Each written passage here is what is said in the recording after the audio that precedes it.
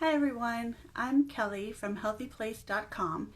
Today we're going to be talking about body image with, with Claire of Claire's Curves and Dr. Kristie Norwood. So hi everybody who's coming in, I appreciate you being here. And as we go along in our show about body image, feel free to leave your questions and comments down below and our guests will get to them. Our first guest is Claire, and she says that after having her children, she lost a lot of weight only to gain it back again almost right away, and that made her feel pretty unworthy. So let me bring her on. I know she's here. Let's see, Claire.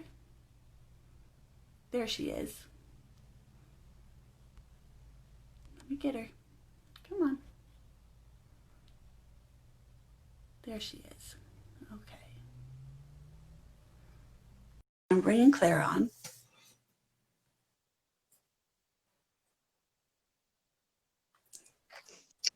Hi, Claire. It's good to see you. Hi, good to see you. So I guess I want to start off first with your definition of body positivity. What does that mean to you? For me, body positivity, specifically for kind of the way I see it, is accepting your flaws, if you can call them flaws, accepting what you would typically see as something imperfect and loving yourself even though you have these imperfections. I like that. That makes me feel better about myself just hearing it. So let's go back a little bit. And you said that you've been on the heavy side for all of your life. And when you were a child and a teenager, how did your body image affect you then? I think the most problematic was when I was a teenager, in fact, because most of my friends, I think all of my friends were of a regular size, regular weight, and I remember kind of feeling that sense of otherness, of feeling different from your peers. I remember it affecting me at the time, and kind of not accepting that it's okay kind of to look different, because if you're 20 people and you're the only one who's bigger, you stand out. I understand that. Um, how did your family accept you? Did they have comments or support?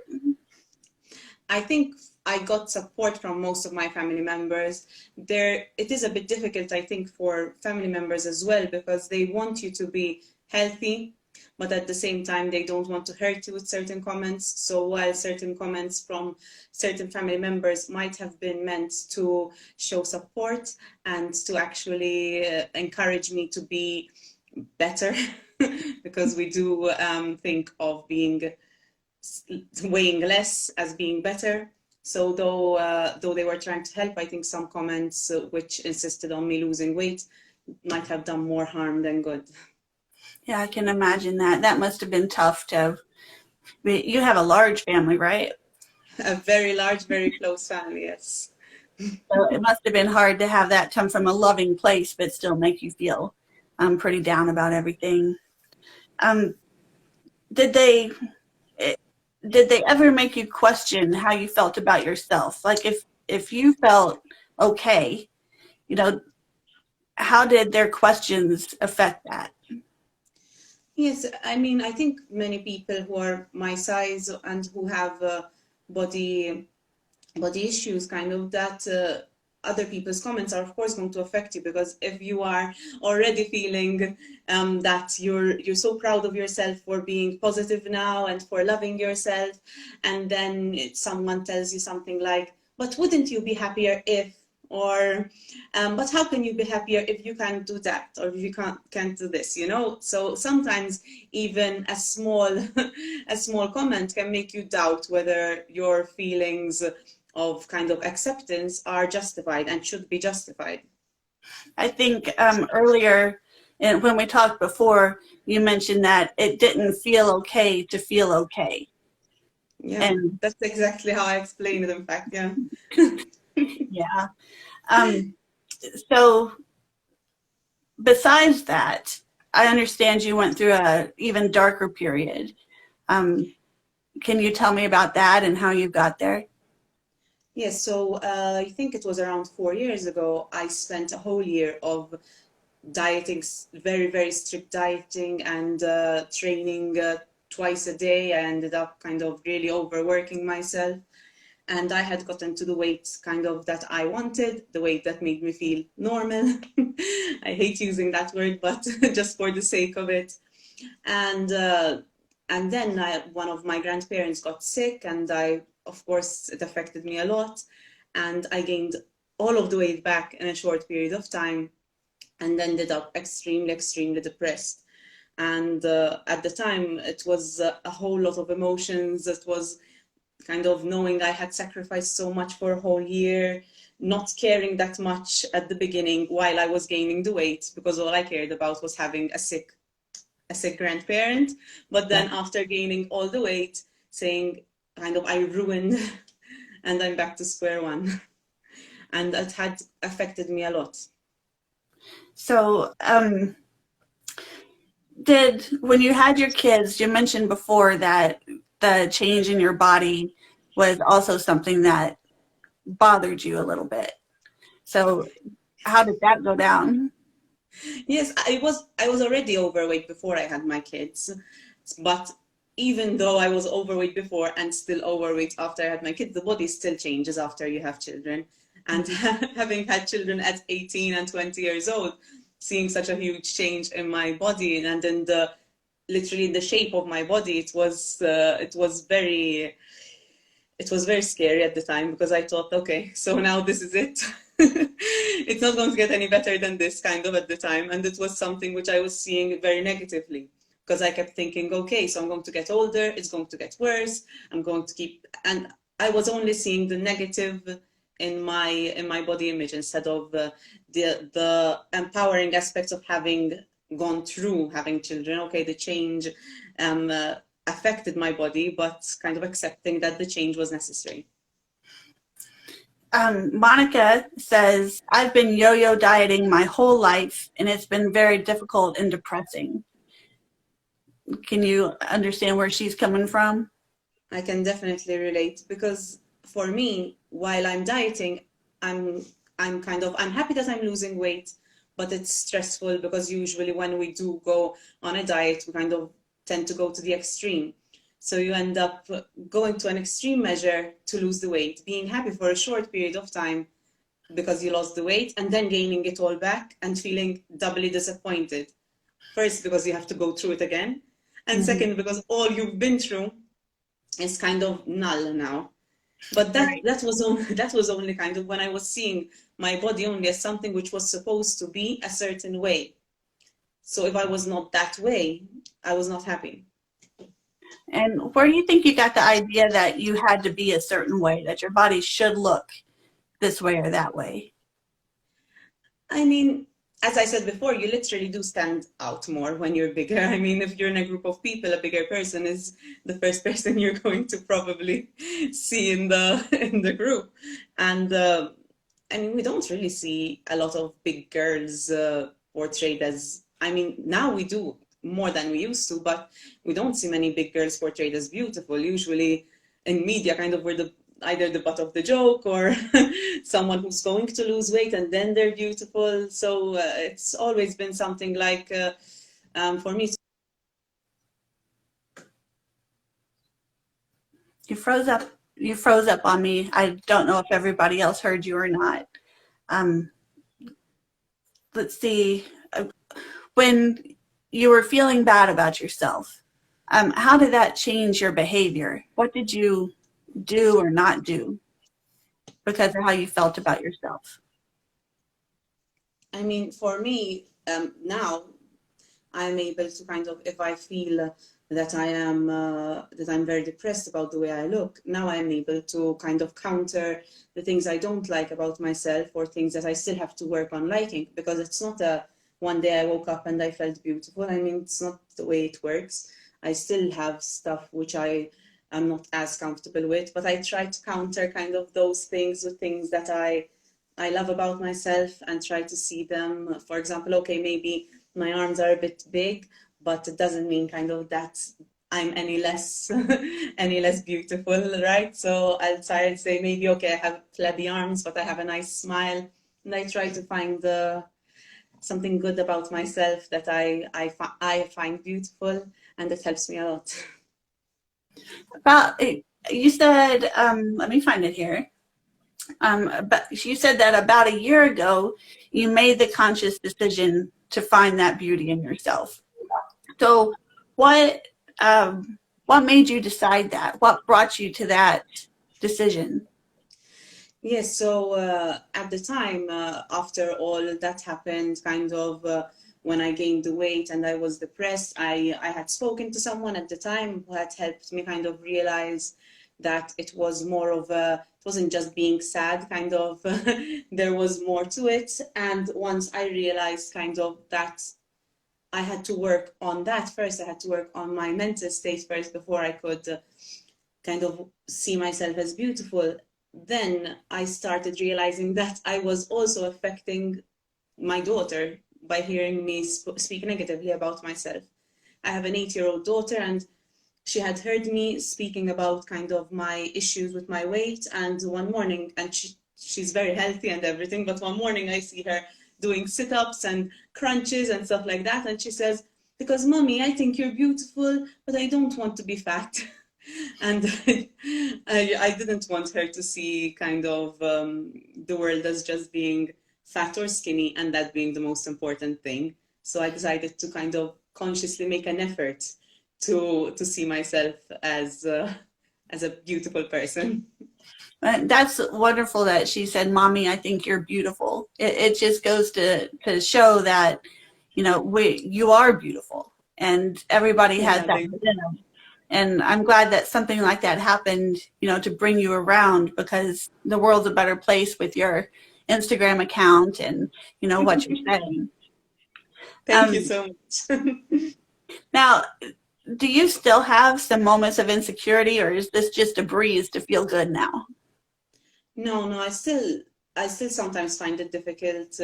In general, I do realize that nobody, I mean, not even the people that I think have a perfect body, feel good about themselves all the time. We all have moments kind of insecurity. I think that's a very natural thing, and I think that's what keeps us going, kind of to better ourselves in every aspect of our lives. But when it comes to a point where instead of wanting to better myself, I just feel down about myself, that becomes a big problem for many women who suffer with body image issues, because usually we go back to our comfort, we go back to food to make us feel better. And that's the point where I realize, listen, I'm I have to work on this. If you're not feeling good, Claire, something's going on. Let's see how to kind of turn this around. And sometimes I have to give myself the pep talk. It feels silly. Sometimes I just sit in front of the mirror and say, this is not you. That's wonderful that you can do that. Well, a comment from Jackie. She says, "When you're big, people look at you sometimes with a look of disgust, and it causes me to hate myself." Have have you ever felt that way, and how do you deal with it? And we've addressed it a little bit, but do you ever hate yourself? Does it ever get that bad? At that point, when you see that look, yes.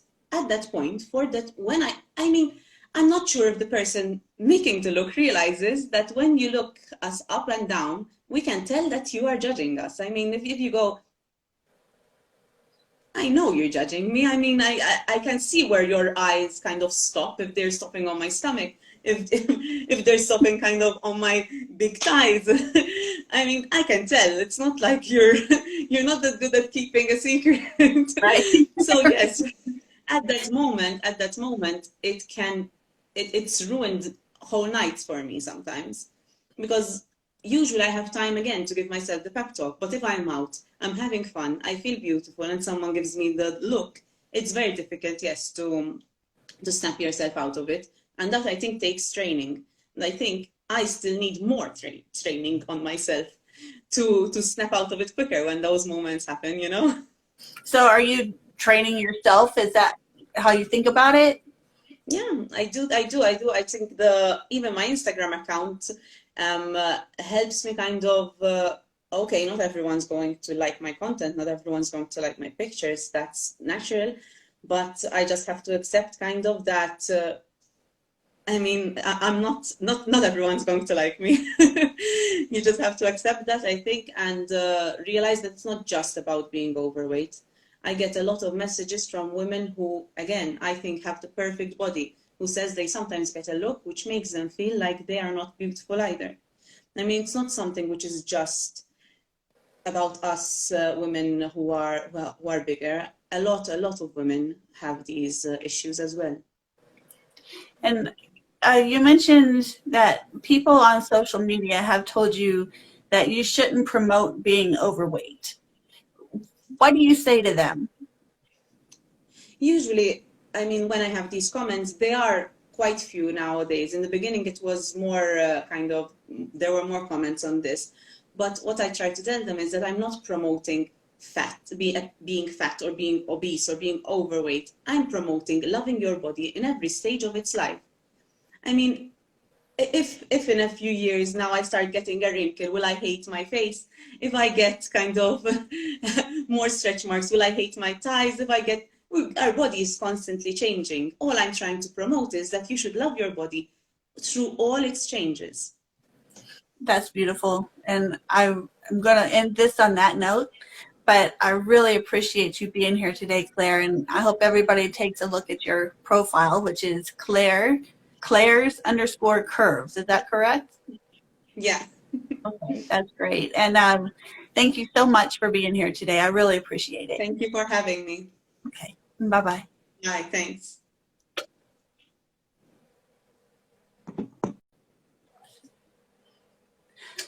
All right, everybody. We're going to bring on Dr. Kristie Norwood right now. And she actually started a company called Remind You LLC, and is dedicated to decreasing the stigma of mental health. And she also feels like that is one of her life missions, is to decrease stigma on mental health. And she wants to find others towards their way to emotional wellness. So I'm really glad that she's here today. Let me bring her on. Go live. There we go.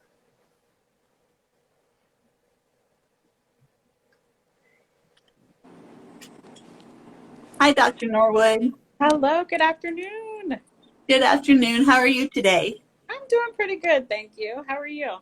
Good. I'm good. I really enjoyed listening to Claire because she touched on a lot of things that a lot of people feel about themselves. But did anything in particular stand out to you about her story? Yes, so much that she said sort of stood out. I think one of the last things she said that I loved is just loving your body as it changes. I think that is so important for all of us as women, but then just as people, right? As we age, as we go through medical situations, our bodies change, they morph, and sometimes things happen that are outside of our control. So I love that last piece. I thought that was extremely powerful in what she was sharing. I think so too. What, in working with people, what causes a poor body image? Is it something you're born with? Surely you're not born with it. So what can cause it? Yeah, that's a great question. So, it's different for everyone. I think that's one piece to recognize. For a lot of us, which Claire spoke to, it's our culture, right? It could be our family members think that, we should look a certain way or be a certain size, or even just the culture that we're in, whether it's Malta or whether it's here in the United States. They feel like, society sort of tells us we should look a certain way. So culture can play a really big role in it. And also the other piece is, sometimes people have experienced stress or they have experienced significant trauma. And so that trauma can impact the way that they feel about themselves. They may feel like, if I didn't, look this way, for example, if someone is a sexual trauma survivor, they may have felt like, if I didn't invite this behavior, then, maybe this wouldn't have happened. So maybe I should look differently.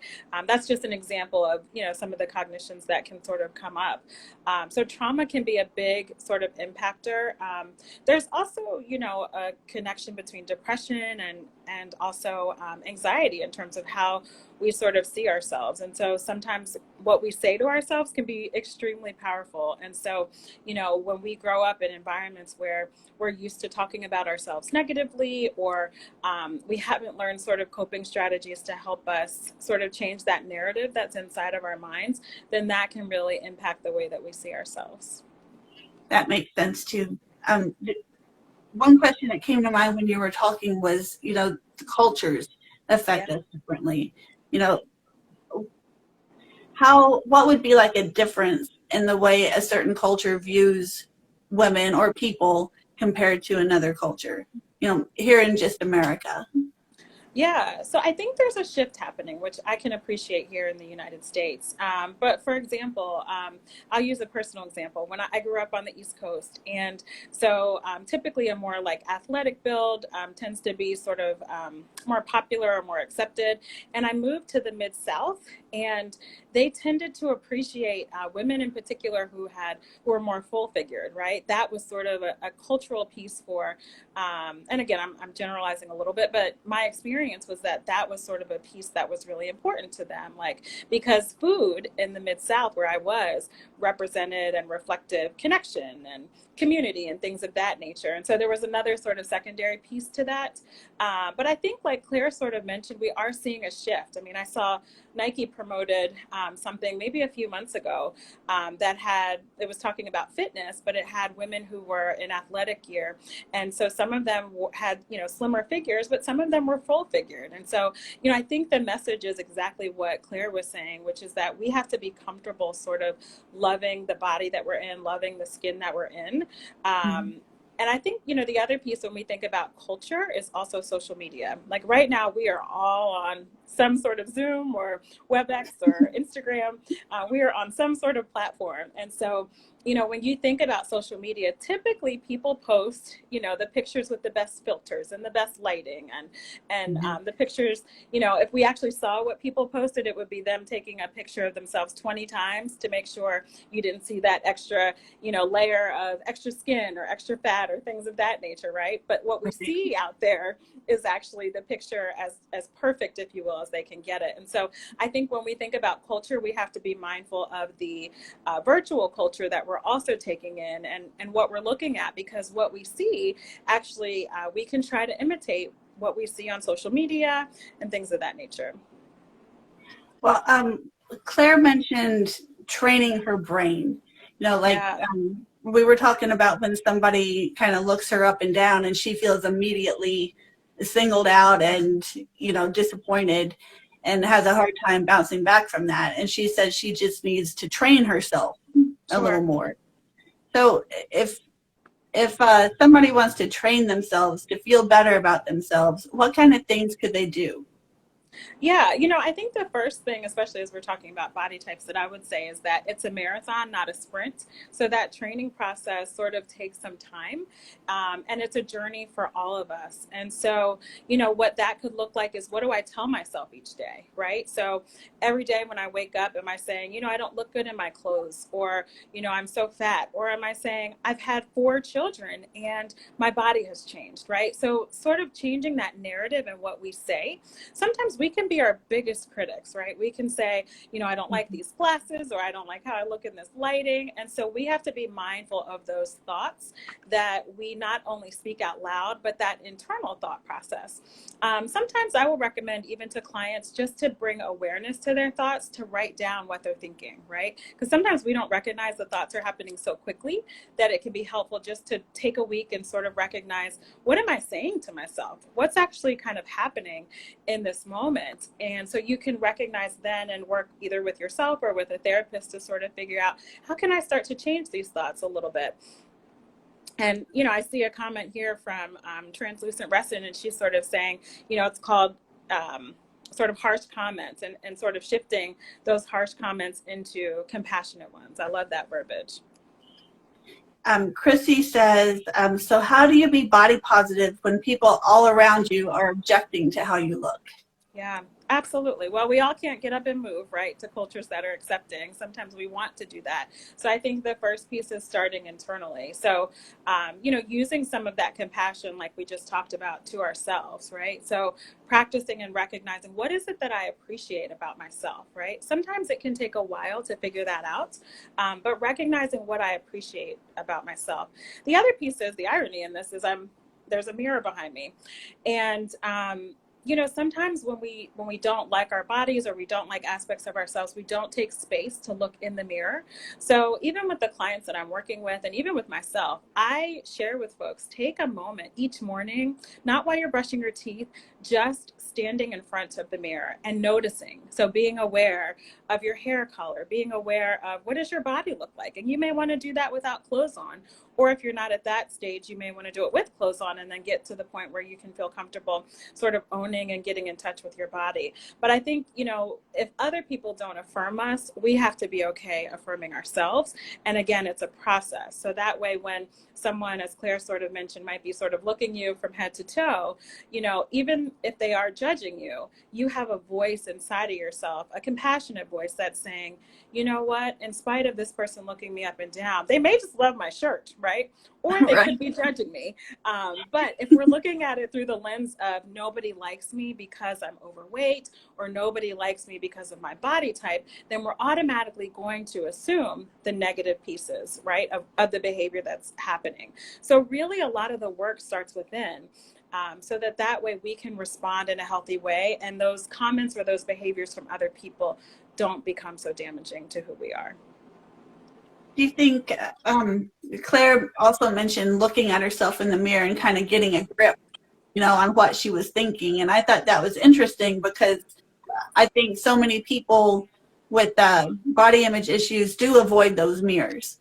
And like, could you start out just using a little hand mirror where you only see your face? Or is this something, that you have to go full-fledged and look at your whole body all at once to be able to start this? Yeah, so I think, with that journey, it's sort of where you feel comfortable. I am often a proponent of starting small with anything, right? Again, like if you are trying to lose weight or train for a marathon, starting small. So it could just be a hand mirror. Oftentimes with clients that I work with, I will keep a mirror in my office, and we will just start with the face, right? And then kind of going from there at your level of comfort. But I think it's important for people to know that it's going to take some time, especially if you're in a space where you don't feel comfortable with your face or with your body, that it's going to take some time, and it takes consistency. So you may have to do this every day, 2 to 3 times a day, until you start to feel more comfortable. And knowing that as you start the process, just like with any of us with changing behaviors, maybe it's just me, but whenever I'm trying to change something, it's often uncomfortable. And so, we have to recognize that the process is going to be uncomfortable, but that through that discomfort, we will move towards growth and changing our mindset. Well, with that note, I think I'm going to go ahead and say goodbye, but I very much appreciate you being on today, and you were very helpful, and I'm looking forward to seeing you again. Absolutely. So, Sounds good. Thank you for having me. And Claire, if you're still here, thank you so much for sharing your journey and being an advocate. And I hope people will continue to follow you, because you truly, as a mom and as a woman, you are truly inspirational. So thank you. thank you so much, Doctor. Bye-bye. Bye-bye. So I want to invite everybody to go to the HealthyPlace.com website. We talk a lot about body image over there, and different blogs, go through it. And I guess that's it for today. So thank you so much for being here, and thank you for your comments and for participating. So I will see you later. Bye-bye.